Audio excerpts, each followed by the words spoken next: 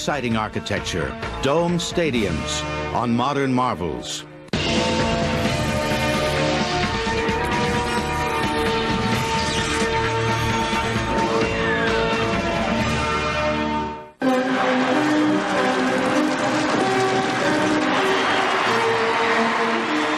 Great spectacles can stir the soul. They reduce epic battles into refined theatrical struggles.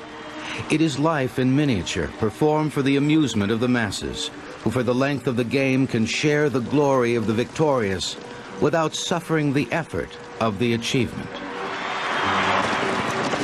The stadium concept has its origins in antiquity, in the Greek and Roman periods.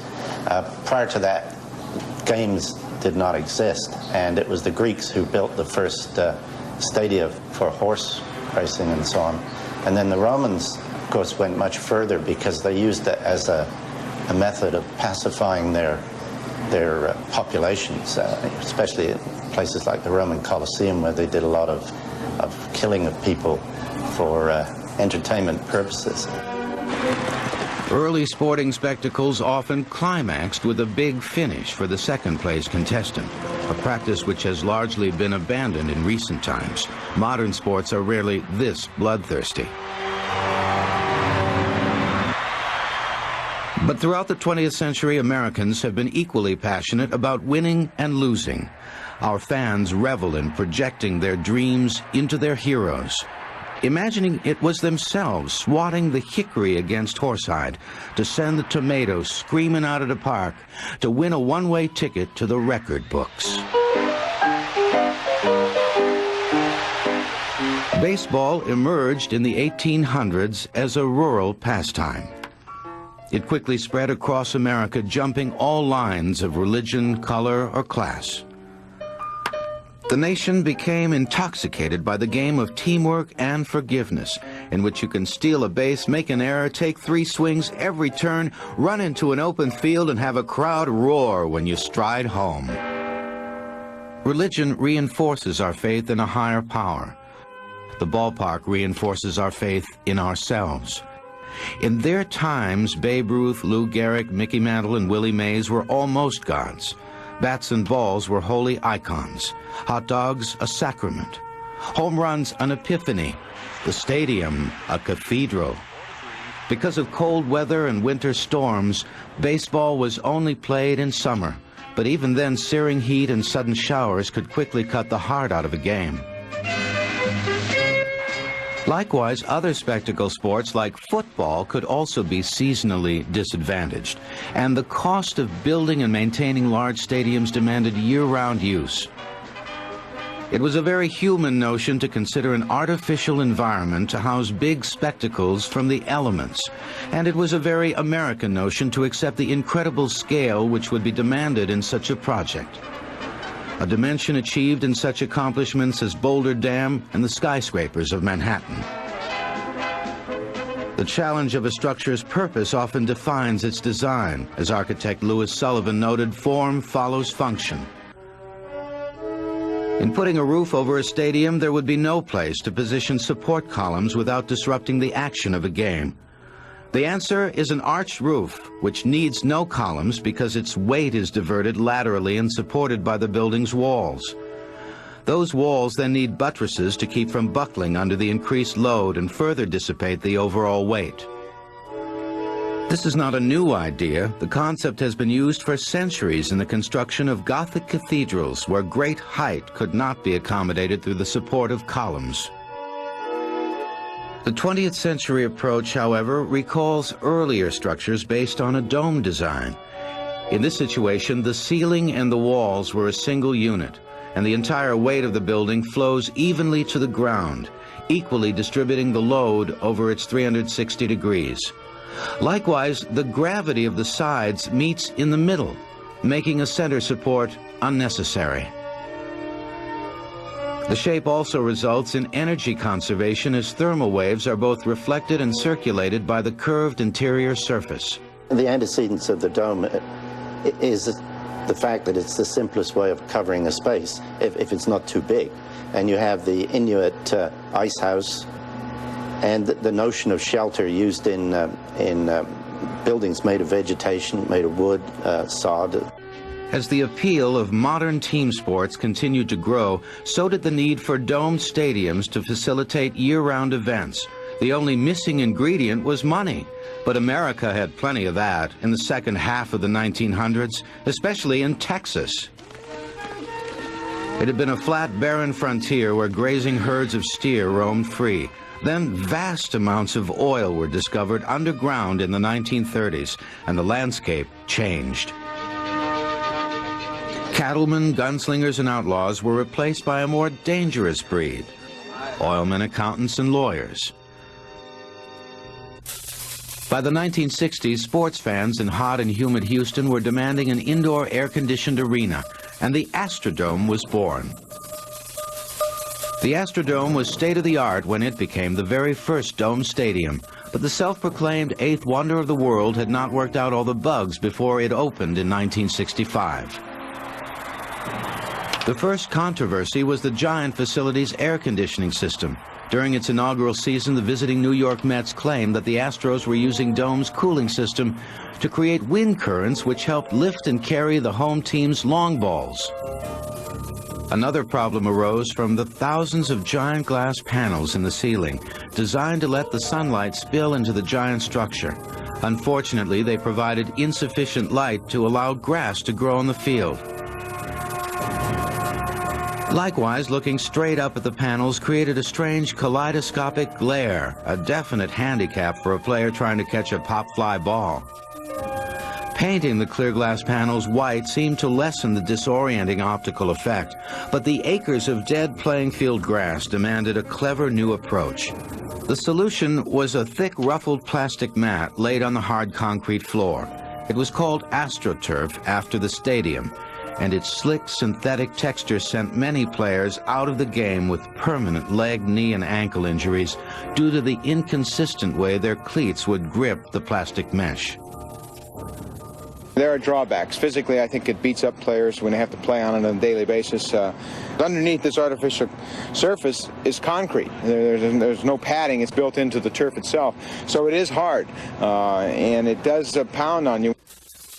Artificial sod technology had improved a bit by the introduction of Seattle's Kingdome in 1971. Management decided on an opaque ceiling instead of Houston Astrodome's glass. But after 2 decades of wear and tear, the dome's interior acoustical panels have occasionally suffered from a loosening grip, requiring ongoing and costly maintenance. The process of taking down these tiles and blasting away the glue spots left behind is a serious complication. Still, a major stadium can be an attractive device to pump new life into a depressed city. That was the case in New Orleans in 1971 when work began on the Superdome. Stretching over 52 acres of old train yards, it was designed to boost tourism by attracting major sporting, entertainment, and political events. The Superdome featured the engineering marvel of a domed roof as its hook. 20,000 tons of steel raised the dome 273 feet over the playing field, so great a height that if the Statue of Liberty made her home in the outfield, her torch would just scrape the ceiling. The building is so enormous inside that 6 stupendous television screens are suspended from a center overhead gondola to allow spectators a good view of the action. Cost overruns and inflation helped bring the final price tag of the Superdome to $163 million. It succeeded in amazing the locals and bringing in tourists, but its size and cost overruns resulted in a $5.5 million operating loss in each of its first 10 years. But ill-conceived municipal dome stadiums can also take a political toll. Montreal 1976 home for the 21st Olympic Games, and a whimsical approach to a retractable roof stadium in an environment plagued by harsh winter storms. Here is a structure that is only partially domed, with the balance of the task performed by a gigantic umbrella. 26 cables drape a 50-ton cover over the stadium from the tallest incline tower in the world, over 50 stories high. In 1992, this tent covering collapsed under tons of accumulated snow. The French architect who designed the facility had been unfamiliar with Montreal's winter environment, and hadn't added the weight in his equations. Soon after the accident, the administration of Montreal Mayor Drapeau also collapsed, a casualty of the calamity. Considering the mounting costs and concerns, it seemed unlikely that anyone would completely succeed in the effort to build a dome stadium. But in 1987, the city of Toronto embarked on a bold new approach. Here, simplicity and ingenuity would join hands and inspire the ultimate arena. Only one baseball player has ever hit the roof of the Astrodome during a game. Mike Schmidt of the Philadelphia Phillies on June 10, 1974. Dome stadiums will continue in a moment on Modern Marvels. We now continue with dome stadiums on Modern Marvels. I've always said it wasn't the worst stadium in baseball. It was the worst stadium in sports. And what they did was take a bad football stadium, make it a very bad baseball stadium. Exhibition Stadium was the official name for Toronto's Major League Arena, but most fans referred to it as the Mistake by the Lake. It was a retrofit of an old football stadium. We built it in the wrong location. We knew that the traffic patterns were awful, the sight lines were awful, but at least it fitted the bill temporarily before we could build what we really wanted to build. In 1986, the city of Toronto was ready to commit itself to an ambitious new stadium, which would invigorate the downtown area, excite sports fans, and propel the city into the future. We thought that if we could do something that Houston was able to accomplish, or the city of Seattle itself, we'd be going a long way. As we started down the road of a dome stadium, it became apparent that a lot of the baseball players prefer to play outdoors. In fact, Buck Martinez, one of the Blue Jay catchers at the time, took me off into the corner and said, Congratulations on getting a stadium through. I think that's great, but from a player standpoint, I don't think players are going to like playing indoors. Well, I guess I was sort of horrified by the fact that here I'd been campaigning since 1969 to build a dome stadium, and here we are getting ready, and finally in the 80s to build a stadium, and I was finally learning for the first time that maybe the players didn't want to play inside. Then I suggested a retractable roof. I said, boy, that would be the best of both worlds, because you have the weather problem in Toronto. You would alleviate all of those concerns. You'd be able to play in the perfect conditions all the time. But when it was nice in Toronto, you could open a door and you would have a convertible stadium. So we quickly went back to the drawing board and said, look, if we're going to do something in Toronto, we should be doing something really unique. In March of '83, the government announced that it was going to look into building a covered stadium for the Toronto area. And I went after the mayor of Toronto, Mr. Eggleton, who was then mayor, asked him for the job, and he said, you and 40,000 others. Robbie quickly joined forces with his old friend Michael Allen, an engineer with the ingenuity to develop a new kind of kinetic building. Basically, the question that Rod put to us was, do you want to waste a lot of time, a lot of money trying to go after a dream? And we said, well, why not? This is a wonderful idea. Let's go after it.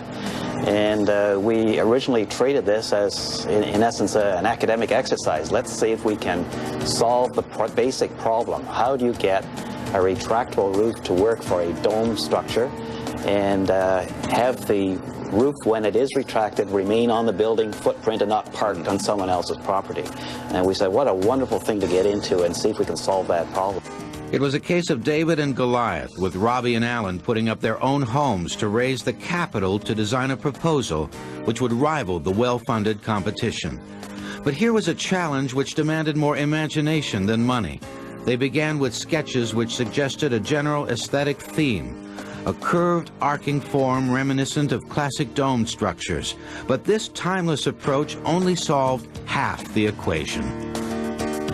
The dome by itself was not enough, and this particularly came from the baseball crowd, who insisted they wanted to be able to watch baseball in an open-air stadium when the weather is nice.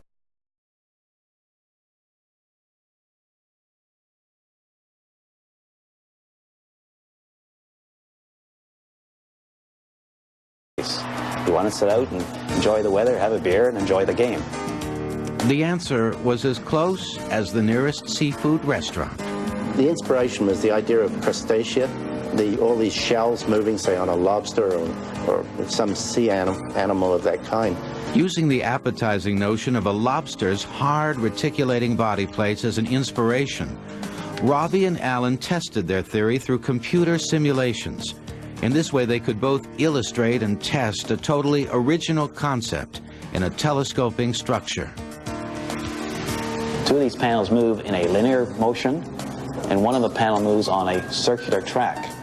And when the retraction is completed, all of the panels stack one on top of the other in a telescoping form. From the computer model, a miniature was assembled. Just like early mud huts and igloos, here was a structurally sound unit.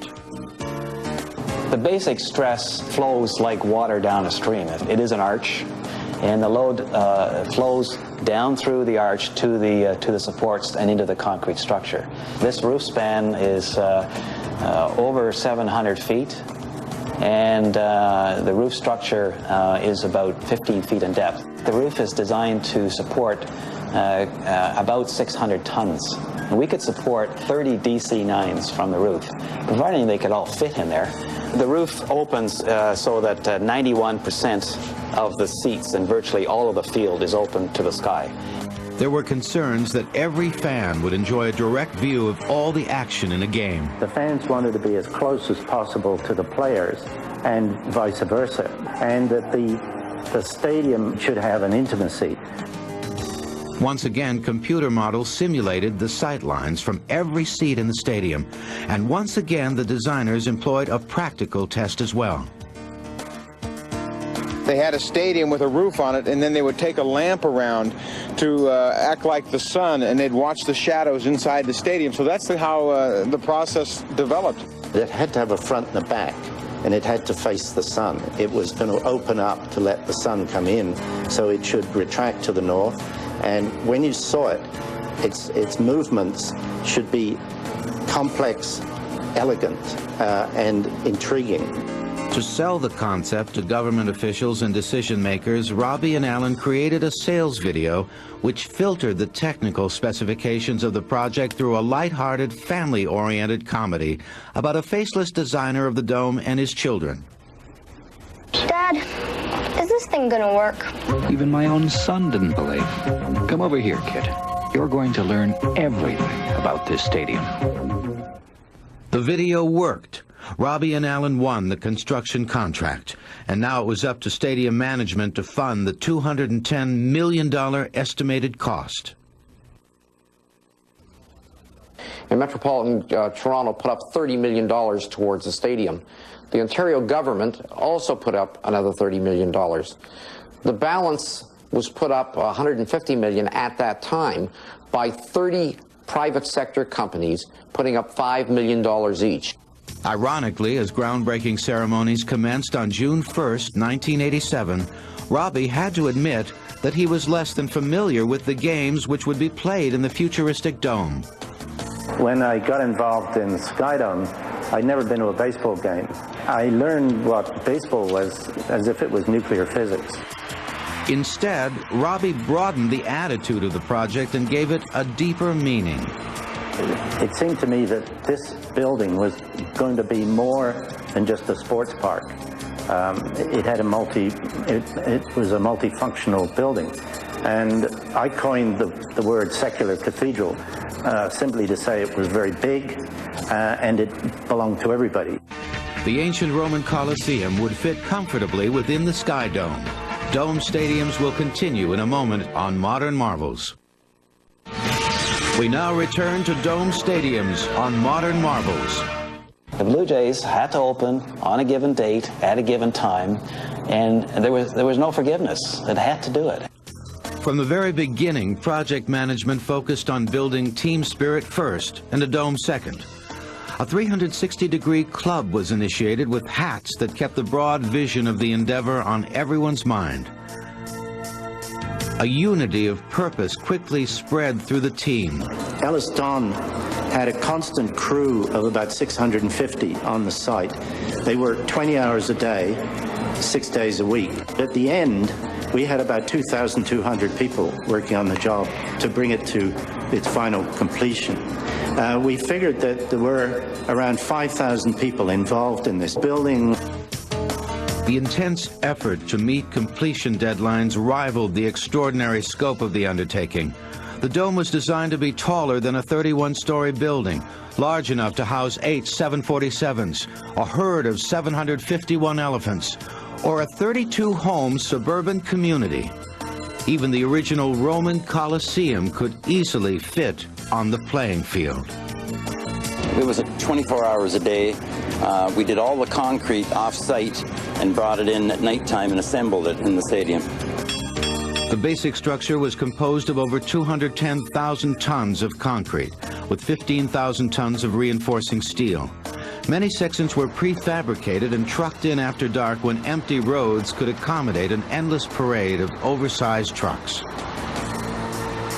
It was important to work at a frantic pace because everyone realized that there were seasons, that Toronto's harsh climate could slow the effort to an agonizing crawl.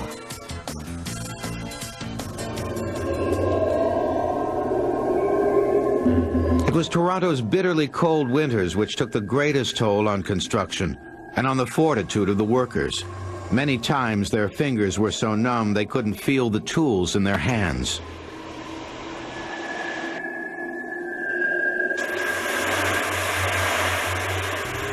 Eight hours a day, or 10 or 12, the brutal elements made progress a painful victory, but a lasting triumph.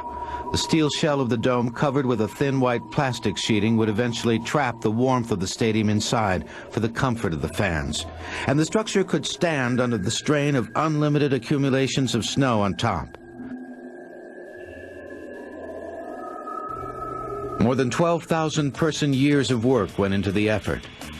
From laying foundations and hand-pounding massive support girders into alignment, to installing 1,280 toilets, 9,000 light bulbs, and 67,000 spectator seats.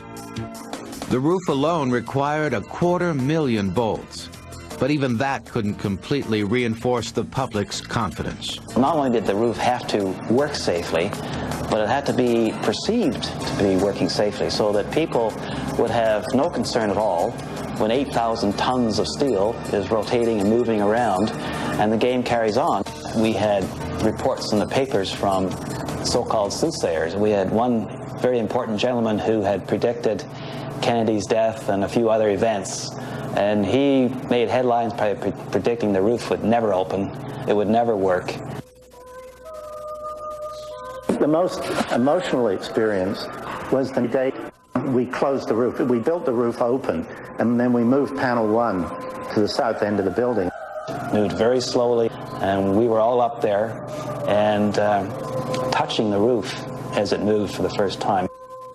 The first day it moved, and I had a chance, the opportunity to ride shotgun as she turned from north to south. It was a super day. It was a super day.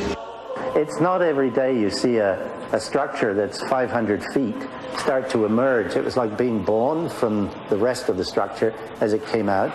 Grown men were crying. I mean, this was a very magical moment. It was a very, very touching, moving experience because there were so many people had said it wouldn't work, and this was the first manifestation that it would indeed work.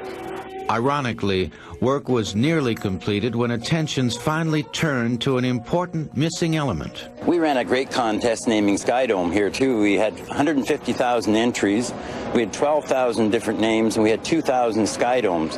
For us, it was either always the dome or the condome, because when we were designing the building, of course it didn't have a name. We suggested condome to our client, and there was a lot of chuckling. So we narrowed it down with a group of 16 judges to the word Skydome. We had the premier of the day reach into a drum, pulling out a name. Now the prize was 2 tickets for life. I leaned over to the premier. I said, I hope you pick somebody really old. The winner was Kelly Watson, a young school teacher from Ontario who now enjoys lifetime seats, valued at over $10,000 a year. But this big prize was only part of the cost overrun. The stadium didn't come in on budget because we kept adding things to it. We added the hotel, which was $110 million. We added a health club. Our initial boxes were only going to be 90. The demand said we should add more of those, so we got up to 161. The total cost of the project was $570 million. Like a massive mechanical flower, Sky Dome blossomed into a multi-purpose center designed to service the world's biggest crowds. It included 25 fast food outlets featuring the largest McDonald's restaurant in North America. A 350-room luxury hotel is part of the structure, as well as a movie theater and a $13 million television studio. 3 years and 8 months to do everything in a building that went from being just a stadium into a multi-use facility with a hotel in it and a lot of other things.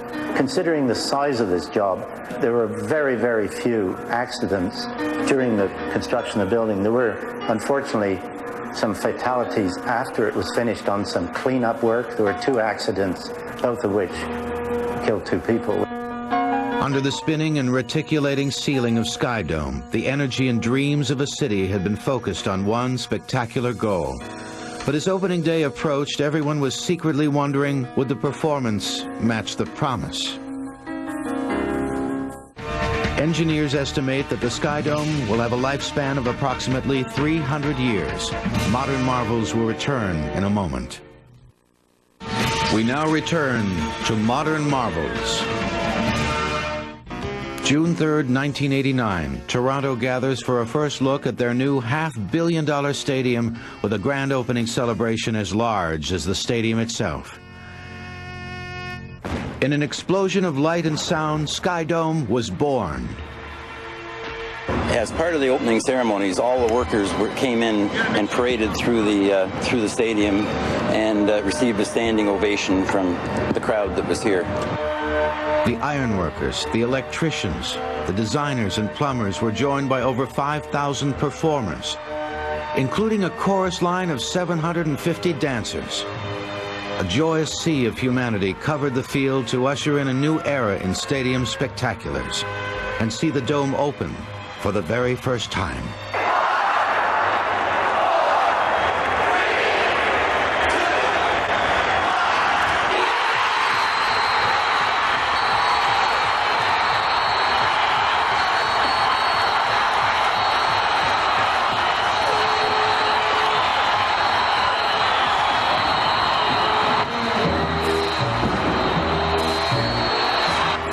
The crowd was so anxious for the experience, no one complained that a storm passing over the facility actually caused everyone to be drenched in a warm summer rain. Everyone got wet because it happened to be raining at the time. But what a wonderful event. I think the media would have been really critical had we not opened the roof. We also had 6 parachute jumpers outside, and that would have been very difficult for them if we hadn't opened it. So we did open it. When that roof opened up for the first time, and really in the middle of a rainstorm, my goosebumps got goosebumps. There was a tear in my eye, and to this day I will never forget the emotion of trying to explain to my 3 sons how the Sky Dome was built, and they were watching a bit of Canadian history and Toronto history really take place. Opening night of the Sky Dome was more than a celebration of a new era for sports in Toronto. It was an opportunity for the city to salute the men and women of the community who brought that vision to reality.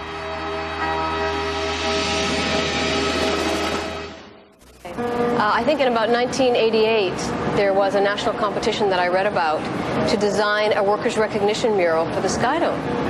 And it was the first time that I'd seen a call for entry for a piece that was going to recognize workers, the need and desire of the money men who built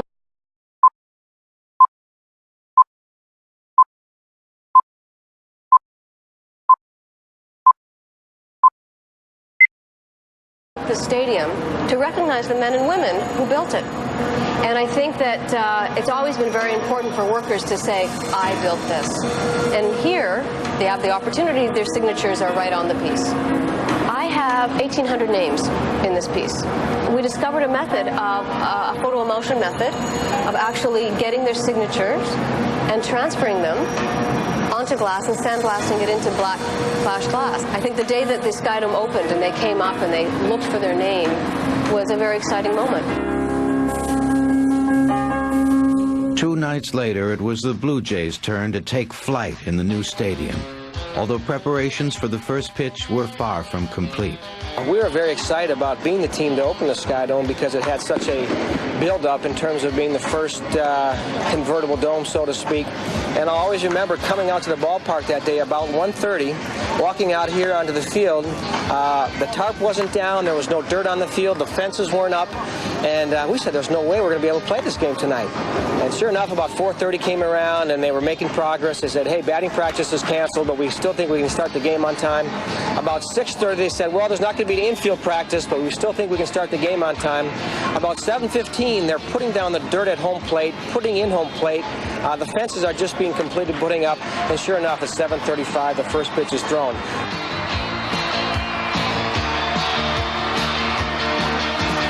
I happened to be the first batter facing Jimmy Key.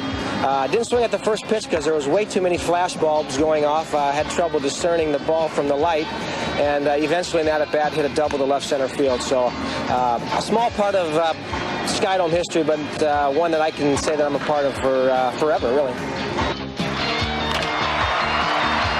Great joy can come from the most humble of desires. To sit in the stands with a cold drink and a hot dog. To cheer the boys of summer as they run the bases. To glance up at the open sky and feel the fresh breeze. And consider that men may be able to go to the moon. The one real lasting accomplishment of a man is to be able to swat one out of the park.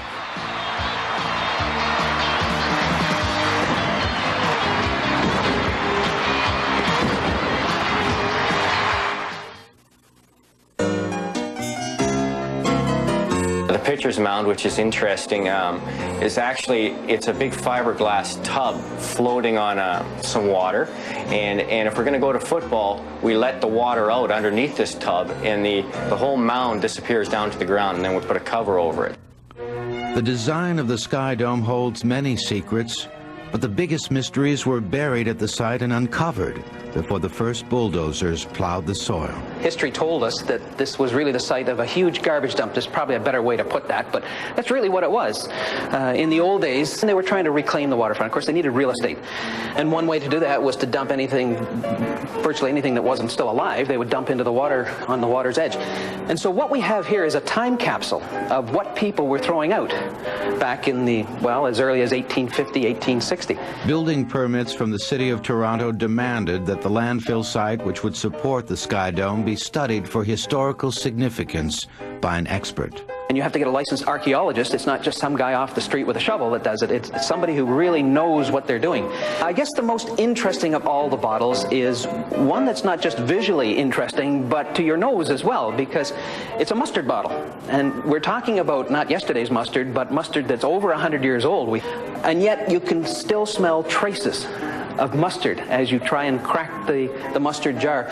There are some tools, as you can see in here, but the question is, how did it get to be garbage? Did some guy say, I've had enough of this, and throw it because he bought a brand new one? Or did he lose it? I mean, is he still wandering around somewhere saying, where did I put that thing? And this is a French cannon. We don't know how it got here. One extreme, perhaps, is that it came here in an attempt to bolster the armaments that we had when we were defending against the Americans. Many people don't realize that during the War of 1812, Toronto was attacked by the Americans. And for 5 or 6 days, the Americans were in charge of this community until they saw the price of gasoline and left. But this cannon conceivably came here in order to help us defend against the invasion. And now it's become part of your experience at Skydome. You just don't come here to watch a ball game or a football game. You can actually learn about the history of our community, which in my estimation is almost as important as winning a World Series. But for those who are more interested in today's games than in yesterday's garbage, Skydome features a stupendous technological miracle. It's 30 feet high by 110 feet wide. It was until 2 years ago the largest screen in the world. The Jumbotron is a large video screen. It's not a solid piece. The board is actually made up of 67,200 of these things, and these are called trinolites. And each one of these trinolites contains 2 picture elements. And this element are 3 strips of phosphor: blue, red, and green phosphor. When you're very close to it, like if you're only 3 or 4 feet away from the screen, it just looks like a bunch of colored dots. And of course, jumbotrons are hundreds of feet away from the fans. When you get that far away, you can then see crisp, clean, clear video pictures. And if you take a magnifying glass and look at the television screen at your house, you'll see these same strips or dots of color. We can't show live action on the Jumbotron, and it's not something that's unique to this facility. All Major League Baseball teams have to abide by the rules, and the rules very clearly stipulate that no video screen is allowed to show live action while the game is in progress. If you as a batter are trying to concentrate on the ball coming from the pitcher's hand, and you're distracted by a large video image of yourself in motion above the pitcher's head, it could distract your concentration on that 90-mile-an-hour fastball. Also, they don't want to see that over-the-shoulder shot from center field, which shows the catcher giving the signs, because then everyone in the ballpark would know what the next pitch is going to be. But the Sky Dome has used its Jumbotron screen for more than just baseball. There are over 250 events in this building on an annual basis. We've had auto races in the building. We've had bike races, dirt shows, concerts. And in addition, just recently, we showed the final game of the 1994 World Cup on the Jumbotron, and 17,000 local fans came down to the building to watch the final game between Brazil and Italy on the Jumbotron. Ironically, one of the biggest events at the Sky Dome didn't happen at the Sky Dome. October 1992, the Toronto Blue Jays captured the World Series in a triumphant final game in Atlanta. But in their hometown, nearly 60,000 fans packed the stadium to watch the win on the giant Jumbotron screen. It is a surprising twist to the end of the 20th century that spectacular arenas can achieve popularity simply by showcasing a spectacular television set. But the Toronto Sky Dome has discovered that spectacle has a powerful allure, whether it's a live contest or simply a stupendous presentation. The first World Series ever played outside of the United States was played in the Toronto Sky Dome. Modern Marvels will return.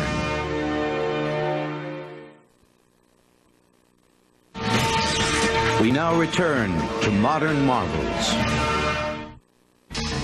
It takes about 20 minutes to open the roof once you've pushed the button, but there's work beforehand before you can get to that point. You have inspections. All roof areas have to be inspected. It takes 5 people, anywhere from 4 to 6 hours, and they look at every area, every catwalk, every tunnel area. They're looking for anything that might interrupt or cause the roof not to function properly. Every time the Sky Dome opens, there is an investment of time and money. I'd say we're running between $1,000 and $5,000. You open the roof up for 2-3 hours, the sun gets absorbed into the concrete and the seats and everything, you shut the roof later, you spend the next 8 hours trying to get rid of that heat that you've collected while the roof was open. The real trick in operating the 10,000 metric ton dome is being able to predict perfect baseball weather. We're in the central control room for roof operation. It's in this room we have the equipment that actually monitors and operates the roof, as well as a radar system that allows us to go online with our weather company, our weather contractor, and decide whether or not we want to operate. This particular screen is the Toronto radar, and what you see, the different colors, is the different amount of precipitation in this actual rain area. So the darker the color, the more water you're getting. And it's giving us a 40% chance of rain and various other information that we need to know. Once the decision is made to open the dome, the process is automatic. Okay, we've finished the inspection on the east and the west sides. We'll be ready to open in 10 seconds. Stand by.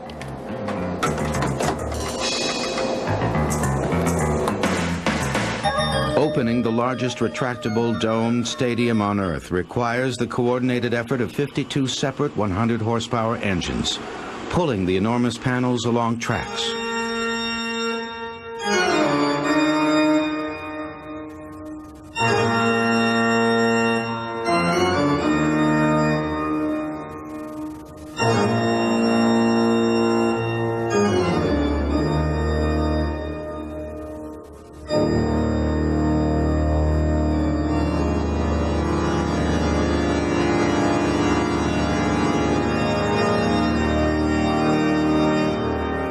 of the main indicator lights for when we're operating the roof. Once we've pushed the open or close buttons, which are here, a series of operations happen up on the roof, and you want to see things happen in a specific order. That's what these lights let you know. Up here we have our position, skew, and speed indicators. The speed of the panels is 70 feet per minute, and skew is the difference in the position on one side of the panel to the other side.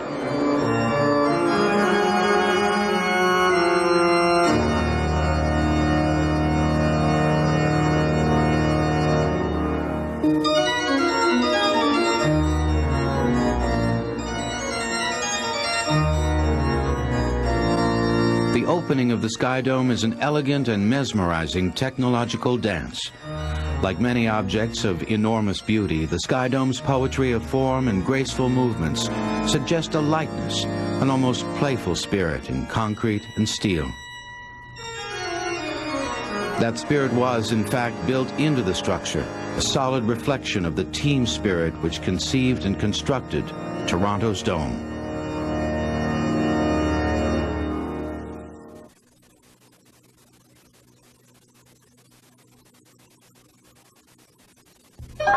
Toronto is a Native American word for gathering place. As a civic project, Sky Dome magnifies the meaning of the city's name. This dome stadium is a modern marvel for its size, its design, and the powerful gatherings it has hosted, particularly in 1993 when the Toronto Blue Jays took the World Series crown on the Sky Dome field. Still, there are people in the world who have never been to a baseball game. They've never taken a seventh-inning stretch or called the umpire a bum. But anyone who has been to the park knows something about the human condition that can never be written on paper or put in a bottle. It is to roar with the pack, snarling at one instant, then cheering the next, as a 9-ounce ball carries the crowd to heaven. Stadiums are not just places where people go for the games. They do not simply house the playing fields in a confined space. Instead, stadiums are a way of keeping the everyday world out, to maintain the purity of the sport. Here is sanctuary and communion that nourishes the soul and allows the common person to face yet another week of the real world. When a city builds a stadium, it is creating a multifaceted jewel through which the world can see the community's best nature. Wanting to dome this jewel in a protective top seems an obvious endeavor, designed to defy the elements, to allow the games to go on all year round. But the construction of a dome that opens and exposes its prize inside is a wonderful gift from Toronto to the world. Over 50 million people have been inside Sky Dome, and once touched by this magic, you never leave. Part of you remains, joining the countless other spirits whose song is the chorus of the universal passion of sports.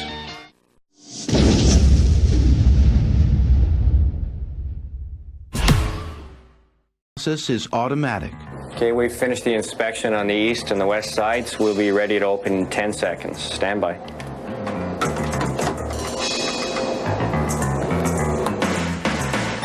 Opening the largest retractable domed stadium on Earth requires the coordinated effort of 52 separate 100-horsepower engines, pulling the enormous panel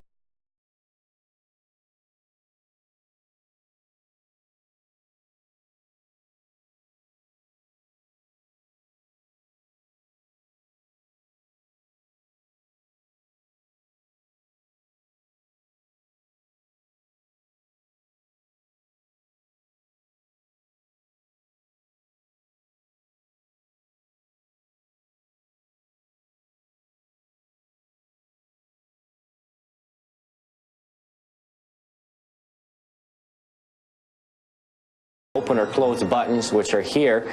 A series of operations happen up on the roof, and you want to see things happen in a specific order. That's what these lights let you know. Up here we have our position, skew, and speed indicators.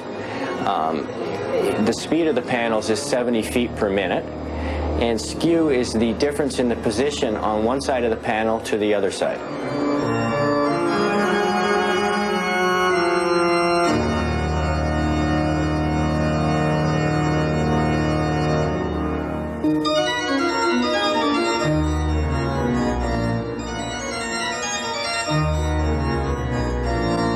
The opening of the Sky Dome is an elegant and mesmerizing technological dance. Like many objects of enormous beauty, the Sky Dome's poetry of form and graceful movements suggest a lightness, an almost playful spirit in concrete and steel. That spirit was, in fact, built into the structure, a solid reflection of the team spirit which conceived and constructed Toronto's dome.